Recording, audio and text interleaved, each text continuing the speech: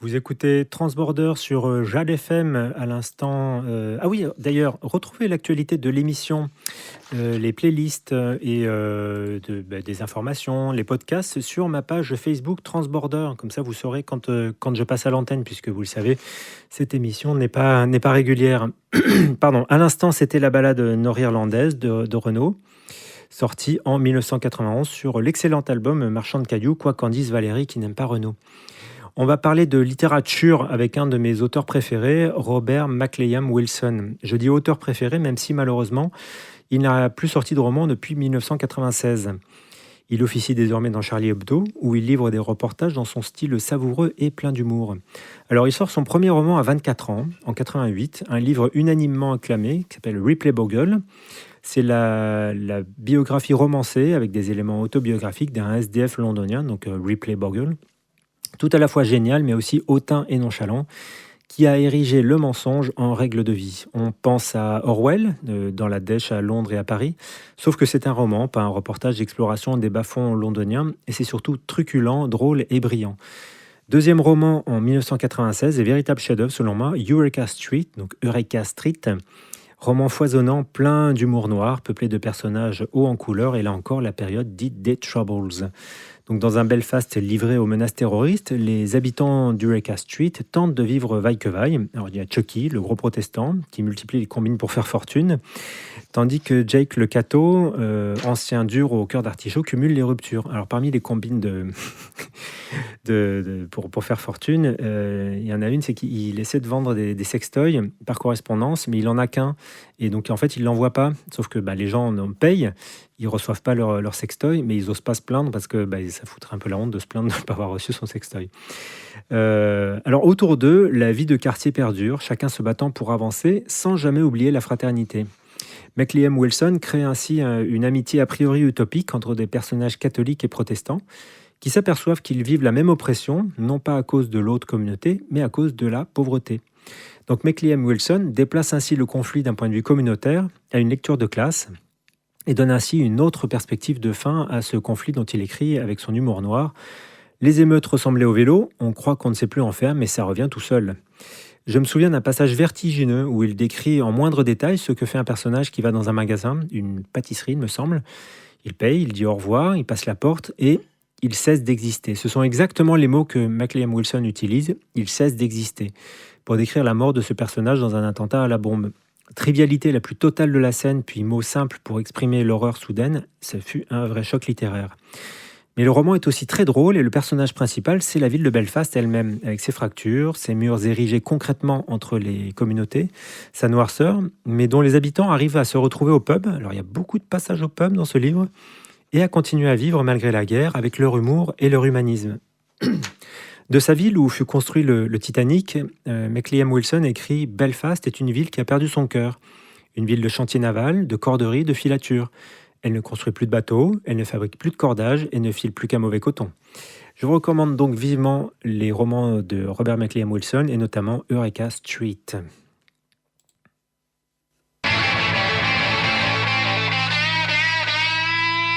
me the whole story, kid.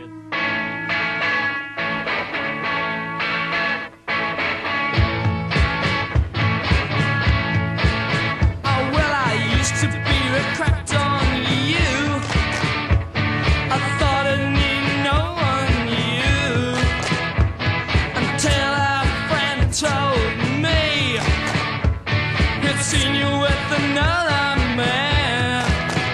So I took my knife out of the kitchen drawer. I waited for you to call, and as you came through the door,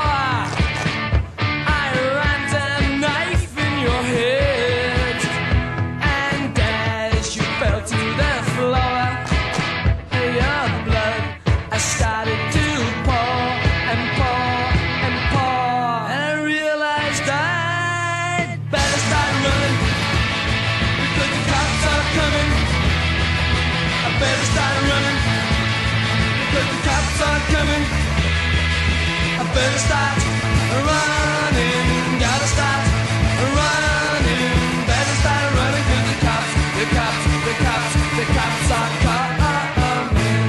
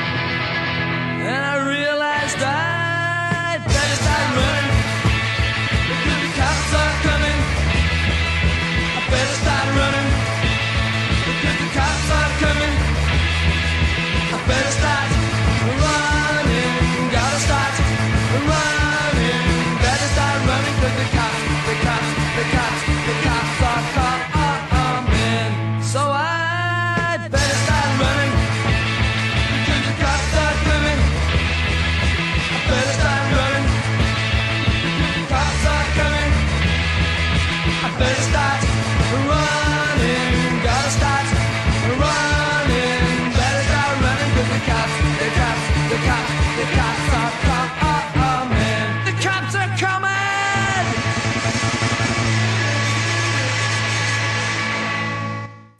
C'était, vous l'aurez compris, The Cops Are Coming, les flics arrivent, par le groupe de punk de Belfast, The Outcasts. C'est sorti en 1979, il me semble, et c'est un titre un peu plus pop et mélodieux que le reste de leur discographie, sous-évalué malheureusement. Mais heureusement, Jad FM est là pour réparer cette injustice. Je vais parler d'une excellente BD, Long Kesh, la balade de Bobby Sands. Alors Long Kesh, c'est l'innommable prison d'Irlande du Nord dans laquelle les prisonniers presque exclusivement républicains étaient enfermés et, on peut le dire, torturés. Long Kesh est tristement célèbre pour ses H-blocks, les blocs en forme de H, où se déroulèrent différentes formes de protestation pour retrouver le statut de prisonnier politique. Alors, en 1976, il y a eu le Blanket Protest, où les détenus refusèrent les uniformes de prisonniers et choisirent de rester nus ou vêtus de leur seule couverture. En 1978, le conflit prit la forme d'une grève de l'hygiène, le Dirty Protest, lorsque les prisonniers refusèrent de se laver et recouvrirent d'excréments les murs de leurs cellules. Et en 1980 et 1981, il y eut 2 grèves de la faim qui constituèrent une épreuve de force entre les prisonniers et la première ministre Margaret Thatcher. L'un des grévistes de la faim, Bobby Sands, est condamné à 14 ans de prison pour port d'armes illégales. Alors c'est lui qui lance la seconde grève en 1981 contre l'avis du commandement de l'IRA. Il fut élu député au cours de la grève. Et cette grève prit fin après la mort de 10 prisonniers, parmi lesquels Bobby Sands, que Thatcher laissa mourir de faim après 66 jours de grève de la faim. Dans un très beau noir et blanc, la BD Long Kesh, la balade de Bobby Sands, propose une immersion dans le milieu carcéral. Elle retrace cette lutte, le sadisme des matons, les humiliations, les formes de résistance, les doutes aussi, les interrogations sur l'IRA, les débats stratégiques et les tentatives d'évasion. On y voit des figures de l'IRA comme Brendan Hughes, instigateur de la première grève, mais surtout Bobby Sands, qui est resté un symbole fort de cette lutte, un véritable héros martyr pour l'Irlande du Nord. Il eut cette phrase célèbre « Les rires de nos enfants seront notre revanche ». Elle figure sur son portrait géant qui orne le mur du siège du Sinn Féin à Belfast. Vous savez, ces murs peints dans la tradition des murals, des murs qui couvrent les villes nord-irlandaises et qui retracent l'histoire, les revendications et les figures martyrs des deux côtés du conflit. Cette BD, Long Kesh, est dessinée par Stéphane Heurtaud et éditée chez Daviken. Half a mile from the county fair, and the rain came pouring down.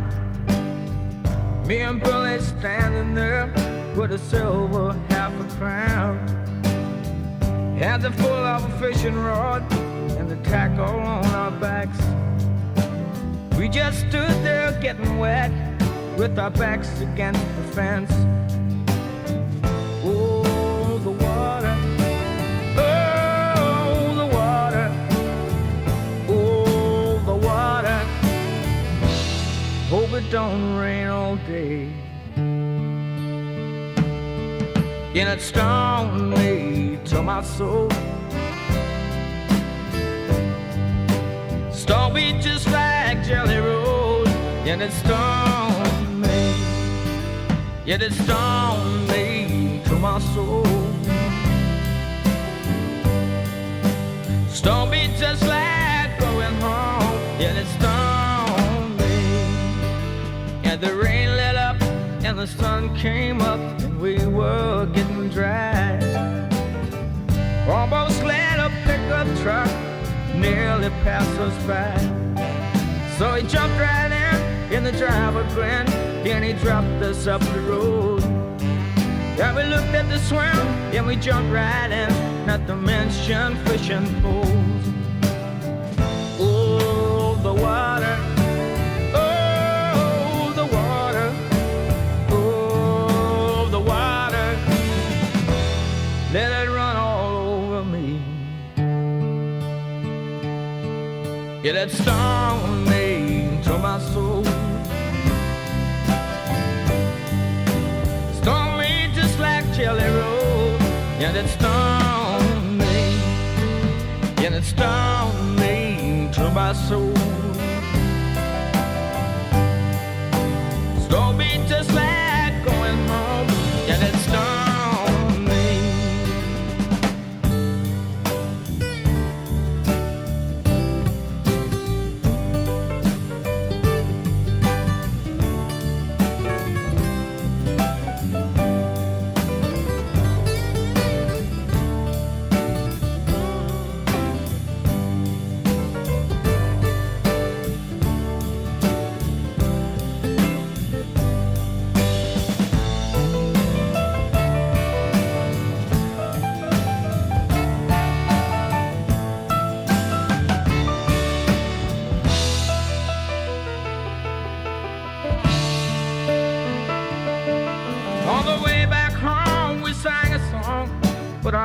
for getting dry. That we saw the man from across the road with the sunshine in his eye. Really lived all alone in his own little home with a great, great gallon jar. There were bottles too, one for me and you. And he said, hey, there you are. Oh, the water. Oh, the water. Oh, the water. Get myself from the mountain stream. Yeah, it stung me to my soul. Stung me just like Jelly Roll. And it stung me. Yeah, it stung me to my soul. Stung me just like going home. Yeah, it stung.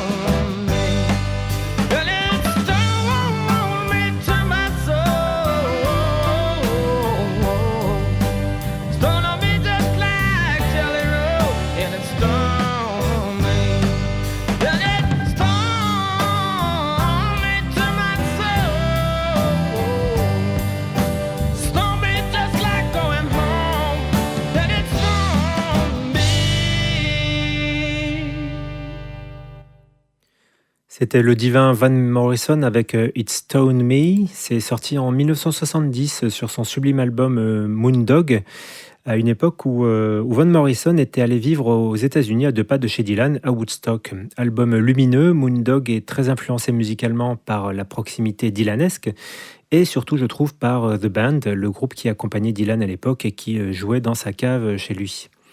On va parler d'un autre monument nord-irlandais, George Best, surnommé le 5e Beatles, ou le Beatles à gueule d'ange pour son côté rock'n'roll, sa vie en phase avec son époque, les années 60, sa beauté, sa coupe de cheveux.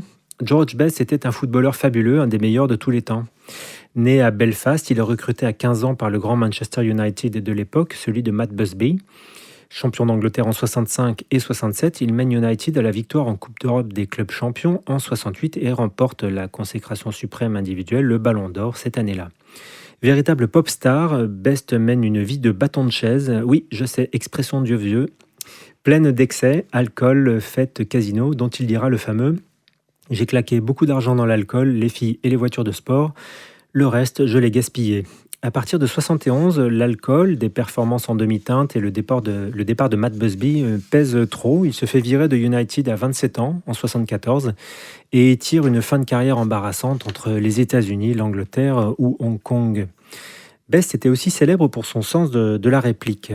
En 69, j'ai arrêté les femmes et l'alcool, ça a été les 20 minutes les plus dures de ma vie, dira-t-il. Ou encore, si j'avais été moche, vous n'auriez jamais entendu parler de Pelé. Il joua pour l'équipe nationale d'Irlande du Nord, mais eut 2 regrets, ne pas jouer la Coupe du Monde 82 et ne pas jouer dans une équipe d'Irlande unifiée. Alcoolique, mal en point, il meurt en 2005 à 59 ans. L'aéroport de Belfast est rebaptisé George Best, puisque oui, chez les grands Bretons, il y a cette faculté-là. On n'est pas obligé de s'appeler De Gaulle ou d'être des grands hommes politiques pour avoir un nom sur un aéroport. Je rappelle qu'à Liverpool, c'est l'aéroport John Lennon. Et donc à Belfast, l'aéroport George Best.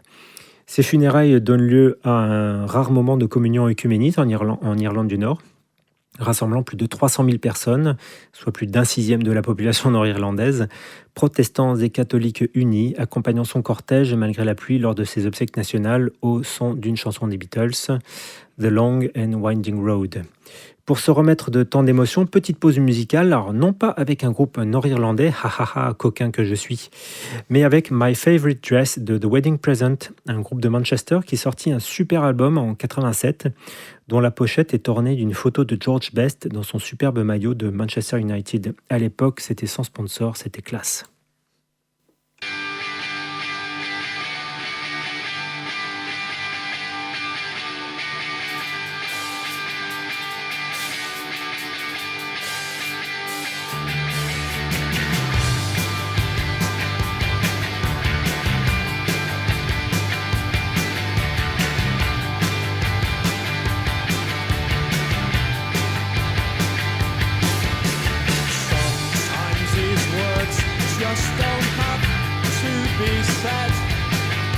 I know how you both feel.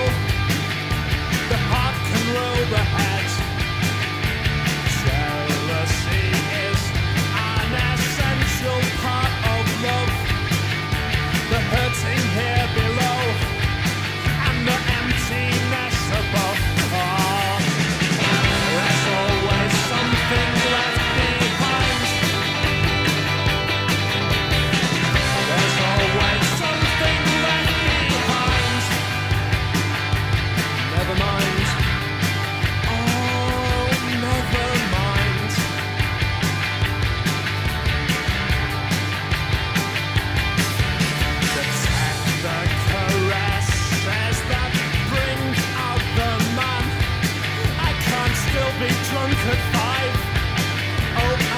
yes, I surely can. Slowly your beauty is eaten away by the scent of someone else in the blanket where we lay. Oh, there's always something left behind. There's always something left behind. Maybe next time.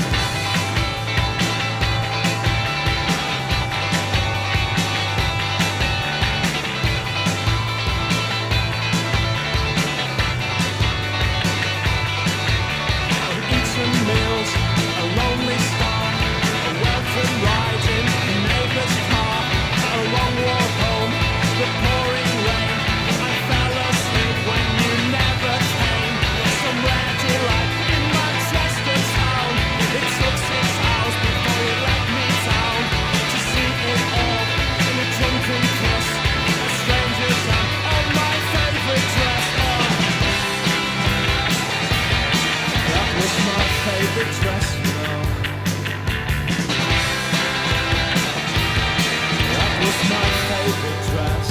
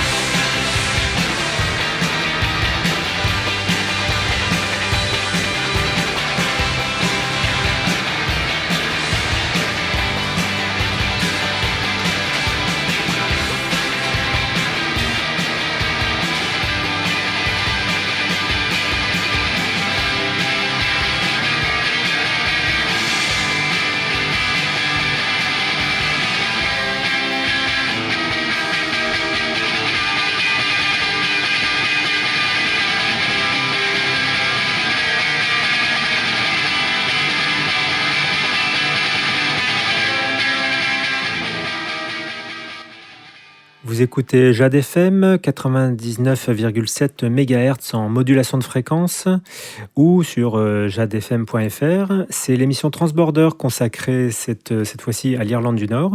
Et à l'instant, c'était The Wedding Present avec leur chanson My Favorite Dress. En hommage, cette chanson que je dédie, en hommage à George Best, le splendide footballeur nord-irlandais. Pelé considérait que c'était le meilleur joueur qu'il ait vu jouer. Maradona en faisait son idole.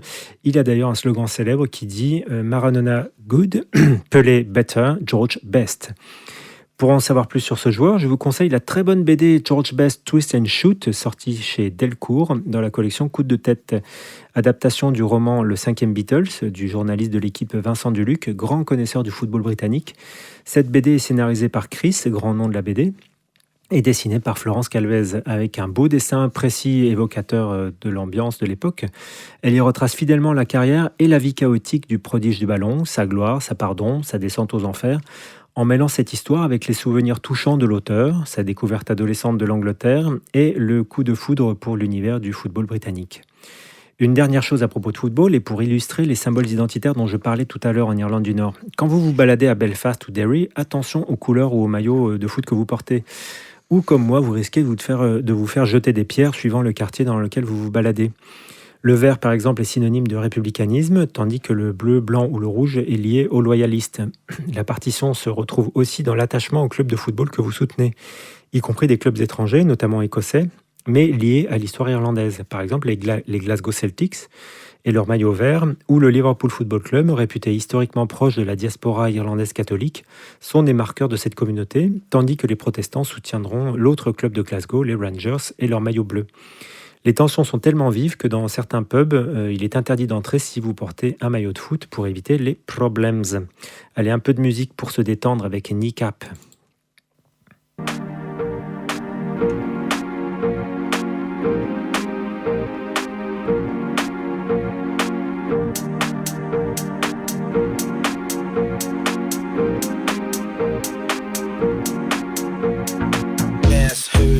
on the news. It's your favourite Republican hoods. It's your fella with the nigger shoes. 2 chains, 2 birds, and we know what's good. Guess who's back to abuse? Every solvent that I choose. 2 blues and a pint that's stout. And never you, man, never smells like trout fuck. Coach K, ta chat to me, yeah, yak Stalford, Douglas, and there you pay. Gagla, even weed in my hat. Go back to Dublin if you want the rapping edged. I'm gonna say this once. You's gonna stay, just don't be constant. Don't be running around like silly old towns. Just take these jokes, I'ma go for a dance. Go for a dance. Go for a dance. Go for a dance. Go for a dance. VNDUP harassing me, but now we're all on the yokes and it's starting to be a good night out. They forgot all about the time that I said something like Brett's out. Arlene's throwing shapes off a yoke, nearly killed her. Jeffrey Donaldson's lost all his filters. Shaw ditch mate, take 2 sticks. He got me in a headlock and give me a kiss and I crack. East Alford's having the crack, showing everyone his old tattoo on his back. Arlene said relax or you'll get sacked. Make Toga buggy, things get weird when you're whack. Brett's out for the night, then we landed in Thompson's. To Donaldson the double drop to see what happens. Sammy wasn't getting out back at the door. And now he's at the front in bad form. Skoit na he and your yokes la he and it's the mulla de fiha. Creek niha. These are sweet, they're sweeties. I'm eating them like sweeties. Malamore, cooler bottles, August Malaminis. Get your breads out, get your breads out, get your breads out. We're on a mad one. Get your breads out, get your breads out, get your breads out. We're on a mad one. Get your breads out, get your breads out, get your breads out. We're on a mad one. Get your breads out, get your breads out, get your breads out. We're on a mad one.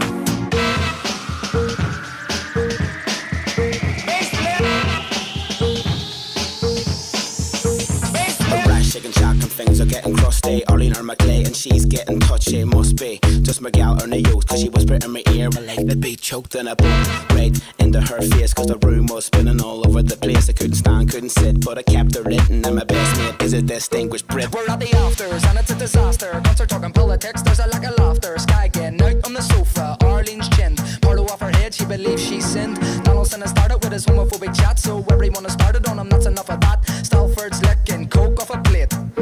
You've got issues, mate. You've got issues, mate. Issues, mate. Issues, mate. Issues, mate. Get your breads out, get your breads out, get your breads out. We're on a mad one. Get your breads out, get your breads out, get your breads out. We're on a mad one. Get your breads out, get your breads out, get your breads out. We're on a mad one. Get your breads out, get your breads out, get your breads out. We're on a mad one.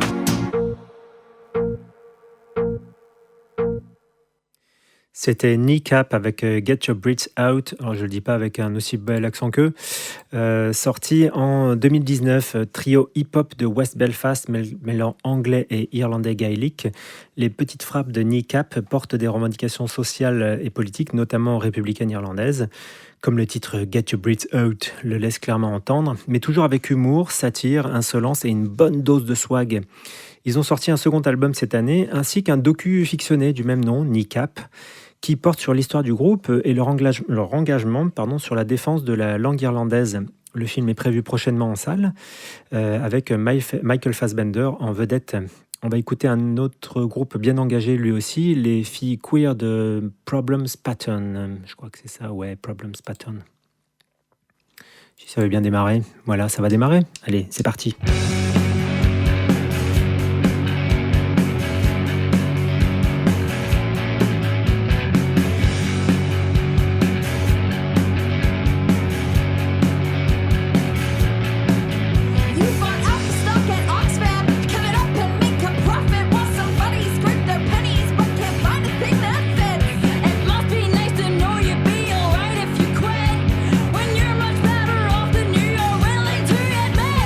We know